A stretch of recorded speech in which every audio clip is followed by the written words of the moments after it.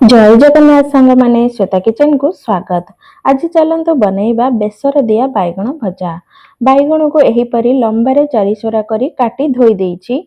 सोरिष 2 चामच, जीरा अल्प, अदा रसुण दे गोटे पेस्ट बनैबा। पेस्ट को देबा लूण, सब्जी मसला, लंका गुंड, हळदी गुंड, अल्प चीनी दे भल भाबरे मिसाइबा। तापरे टावारे तेल 2 चामच गरम करिबा।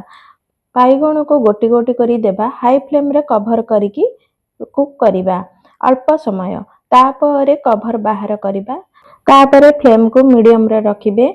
बैगण को लेउटाइबा। साइड गुड़िक एपट सेपट करी भाजिबा। बैगण भजा सिझी गलानी। एबे टावार साइड रे रखी मझिरे पुणी बैगण को देबा।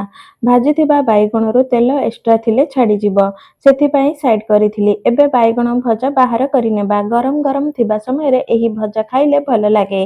रेसिपीटी भल लागिले लाइक, शेयर एंड सब्सक्राइब निश्चित करि नेबे। फेसबुक रे देखुथिले फॉलो करि नेबे। रहुछि, धन्यवाद।